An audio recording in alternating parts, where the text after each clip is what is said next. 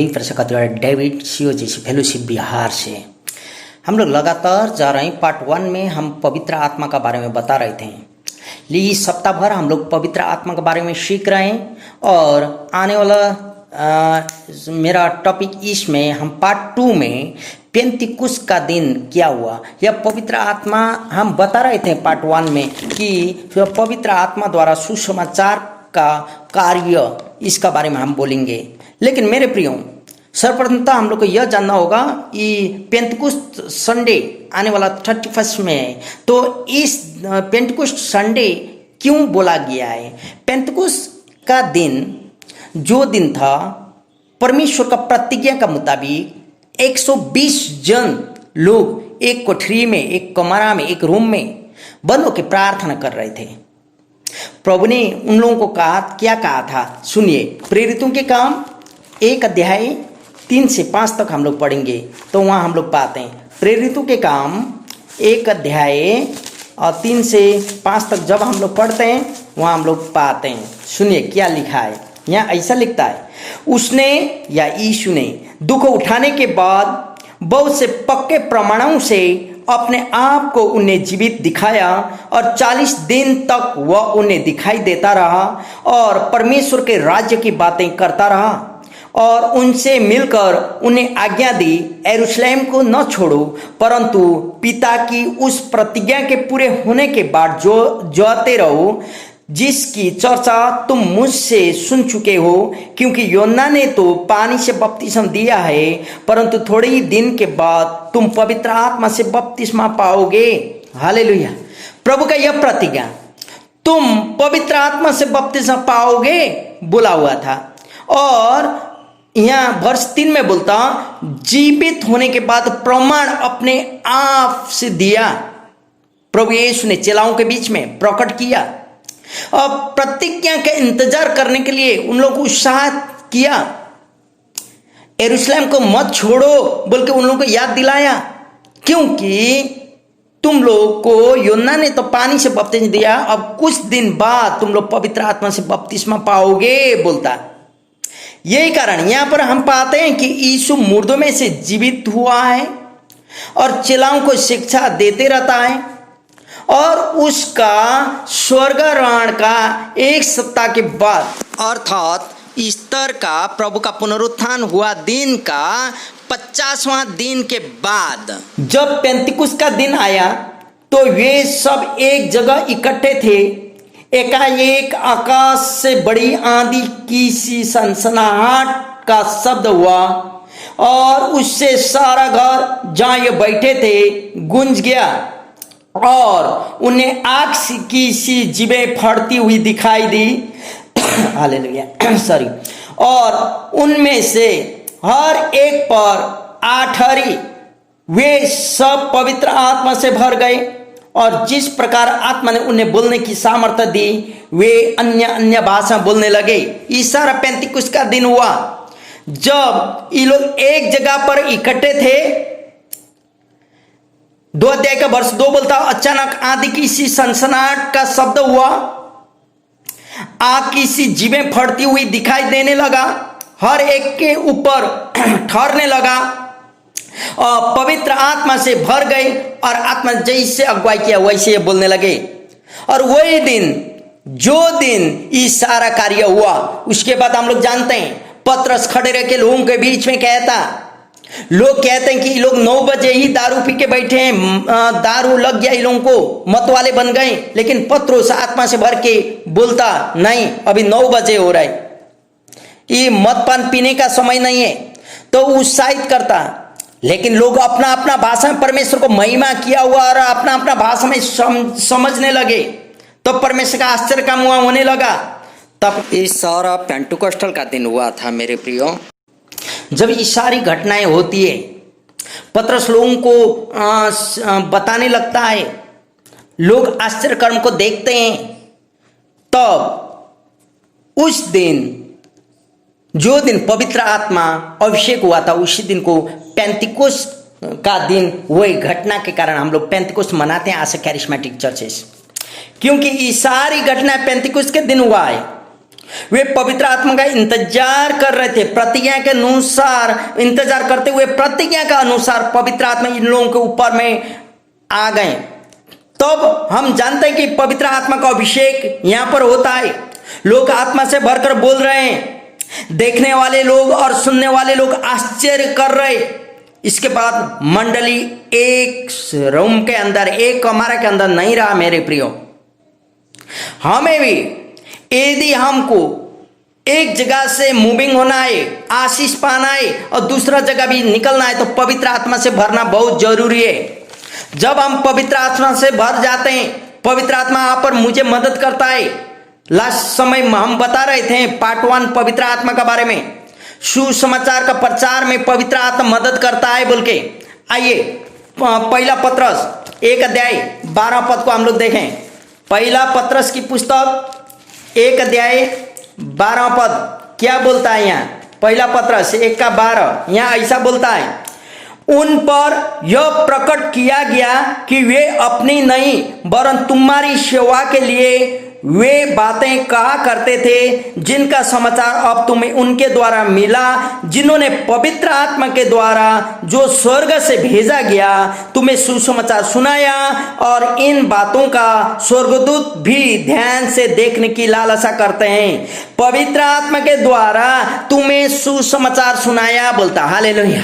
पवित्र आत्मा से भरकर मेरे प्रिय, हम बता रहे थे लास्ट समय का मैसेज में, पवित्र आत्मा का अभिषेक जब तक ना होगा तब तक आप और मैं एक अपना गवाही देने के लिए भी शर्मिंदा करते हैं, गवाही भी दे नहीं सकते हैं। इसलिए फर्स्ट थिस्सलुनीकी 1:5 में भी यही बोलता कि पवित्र आत्मा आप और मेरे सुसमाचार का कार्य में मदद करता है।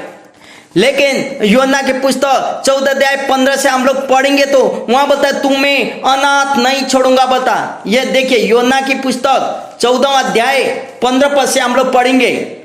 15 पद से थोड़ा सा वचन को हम लोग पढ़ेंगे।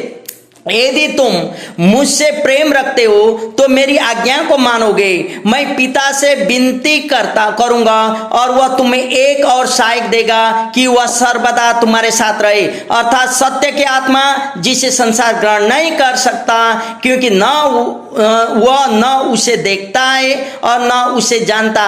तुम उसे जानते हो क्योंकि वह तुम्हारे साथ रहता है और वह तुम में ही है। हालेलुया। वह सत्य की आत्मा मेरे प्रियो, अर्थात पवित्र आत्मा हर दम आप और मेरे साथ रहता है। यीशु मसीह ने जो प्रतिज्ञा किया है, त्रिएक परमेश्वर मध्य एक पवित्र आत्मा आप पर मेरे साथ रहता है, आप मेरा हर एक कार्य में वो मदद करता है। पवित्र आत्मा विश्वासियों के जीवन में प्रभाव भी डालता है बोल के यहाँ योना के 3 अध्याय का 5 पद में यदि आप पढ़ेंगे तो वहां आप जानते हैं, ये योना सुसमाचार के 3 अध्याय 5वां पद में देखे क्या लिखा है। 3 का 5 पद में ऐसा लिखता है कि यीशु ने उन्हें उत्तर दिया, मैं तुमसे सच सच कहता हूं, जब तक कोई मनुष्य जल और आत्मा से न जन्मे तो वह परमेश्वर के राज्य में प्रवेश नहीं कर सकता।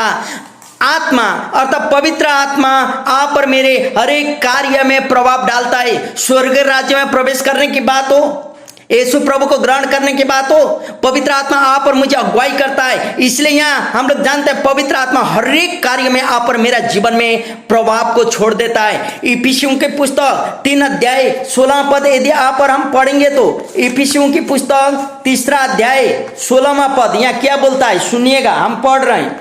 16 पद में ऐसा बोलता है कि वह अपनी महिमा के धन के अनुसार तुम्हें यह दान दे कि तुम उसकी आत्मा से अपने भीतरी मनुष्यता में सामर्थ्य पाकर बलवान होते जाओ। उसके आत्मा, किसकी आत्मा? परमेश्वर की आत्मा। कौन आत्मा? सत्य की आत्मा। कौन सत्य की आत्मा? वह पवित्र आत्मा जो प्रतिज्ञा की आत्मा थी मेरे प्रियो। हालेलुया। आप और मुझे उत्साह देता है, उत्साह से भर देता है और पवित्र आत्मा हमें पाप का दोषी कभी नहीं दिलाता मेरे प्रियो। बहुत बार आप सुनते हैं कितनों गलत शिक्षाएं में आप सुनते हैं कि पवित्र आत्मा बोल रहे हैं, प्रभु यीशु बोल रहे हैं ऐसा होगा वैसा। नहीं नहीं नहीं, पवित्र आत्मा कभी भी आप पर मुझे पापों का दोषी नहीं ठहराता, लेकिन प्रभु का अनुग्रह से हम में प्रकट करता है प्रभु का अनुग्रह को। पवित्र आत्मा हरदम प्रभु का अनुग्रह को प्रकट करता है। जहाँ प्रभु का अनुग्रह है वहाँ पर मुझे दोषी नहीं होना पड़ता। ये 3 का इफिसियों का 16 पद है। फिर बोलता पाप ज्यादा होते ही अनुग्रह भी ज्यादा होते रहता है। पवित्र आत्मा हमें सभी कार्य करने की शक्ति देता है मेरे प्रियो। हालेलुया। आप जो भी करते हैं आपको शक्ति चाहिए तो पवित्र आत्मा से भर जाना होगा। इब्रानियों की पुस्तक 12वां अध्याय यदि आप देखेंगे 23वां पद, इब्रानियों की पुस्तक 12वां अध्याय 23वां पद में यह ऐसा बोलता, और उन पहिलौठे की साधारण सभा और कलीसिया जिनके नाम स्वर्ग में लिखे हुए हैं और सबके न्याय परमेश्वर के पास और सिद्ध किए हुए धार्मियों की आत्माओं और वह नई वाचा, देखिए वह नई वाचा के मध्यस्थ ईश्वर छिड़काव के उस लहू के पास आए हो जो हाबिल के लहू से उत्तम है। हालेलुया। यहाँ बोलता धार्मिक मनुष्यों की आत्मा कहकर संबोधन किया गया है। यदि पहला कुरिन्थियों 6 अध्याय का 17वां पद आप पढ़ेंगे तो पहला कुरिन्थियों 6 अध्याय और उसका 17वां पद प्रभु का वचन क्या कहता है आप और मुझे। पहला कुरिन्थियों 6 अध्याय और 17वां पद में यह बोलता है, और जो प्रभु की संगति में रहता है वह उसके साथ एक आत्मा हो जाता है। हालेलुया। प्रभु के साथ संगति में रहने वाला एक आत्मा हो जाते, अतः एक ही आत्मा होना प्रभु के साथ। भजन संहिता 82 का 1 पढ़ेंगे तो परमेश्वर न्याय करता है बोलता आत्माओं के द्वारा। आपको मालूम है जैसे एक जानवर को जन्म देता है वैसे ही परमेश्वर को जन्म देता है। परमेश्वर का वचन कहता है परमेश्वर का आत्मा को पहचानता है और जन्म देता है, क्योंकि पहला कुरिन्थी 6 का 17 बोलता वो एक ही आत्मा होते हैं। हम जो भी करते हैं पवित्र आत्मा में शक्ति पाकर हम लोग करते हैं, उसके बिना हम कुछ भी कर नहीं सकते। बार बार हम बोलते हैं कि उसके बिना प्रचार करने तो छोड़ दीजिए, हम मसीह बोल के गवाही भी दे नहीं सकते मेरे प्रियो। इसलिए पवित्र आत्मा का अभिषेक आप पर मेरे जीवन में बहुत जरूरी है। जब तक पवित्र आत्मा का अभिषेक आप पर मेरे जीवन में नहीं होगा हम लोग कुछ भी कर नहीं पाते हैं। इसलिए आज आपको हम यह बोल के उत्साहित करने चाहते हैं मेरे प्रियो, आप पर मुझे पवित्र आत्मा से भरना होगा। पवित्र आत्मा हमें सेवा का वरदान देता है। पहला कुरिन्थी 12 का 7 से 4 तक हम लोग पढ़ेंगे तो वहां पवित्र आत्मा हरेक दान और वरदान से आप और मुझे भर देता है। पवित्र आत्मा जीवन जीने के लिए सहायता करता है मेरे प्रियो। और पवित्र आत्मा वह 9 फल जो आप जानते गलाती का पुस्तक 5वां अध्याय में एक्सप्लेन किया गया है। गलातियों की पुस्तक 5वां अध्याय में जो पवित्र आत्मा का 9 फल 22 और 23 पद में ऐसा कहता है, पर आत्मा का फल प्रेम, आनंद, शांति, धीरज, कृपा, भलाई, विश्वास, नम्रता और संयम। मेरे प्रियो यह 9 फल जो पवित्र आत्मा का है, 9 दान जो पवित्र आत्मा का है, इसके लिए आप और मुझे प्यास से होना होगा पवित्र आत्मा में। जब पवित्र आत्मा आपको अभिषेक करेगा और पवित्र आत्मा जब आपके जीवन में आएगा तब तो सारा गुण आपको भर जाएगा। आपको कैसे मालूम चलेगा कि पवित्र आत्मा आपके ऊपर में? यही गुण से आपके जीवन नम्रता की जीवन होगी, आपका जीवन धीरज की होगी, आपका जीवन में कृपा और भलाई दिखाई देगा, विश्वस्तता दिखाई देगा, संयम, ये सारी चीज आपके जीवन में दिखाई देगा। तो आप जानेंगे पवित्र आत्मा से आपका अभिषेक हो चुका है। पवित्र आत्मा आपको कभी नहीं छोड़ेगा, क्योंकि एशिया का 61 का 1 पद बोलता पवित्र आत्मा ने मुझे सुसमाचार गरीबों को सुनाने के लिए चुना गया है बोलता। इसलिए आज पेंतिकुस्त का दिन मैं आपको यही उत्साह करूंगा, आइए आप और हम दोनों, हम सभी पवित्र आत्मा के लिए लालचित हों, पवित्र आत्मा के लिए प्यासे बने, ताकि पवित्र आत्मा आप पर मुझे अभिषेक करे और पवित्र आत्मा ने हम लोग भर जाएं।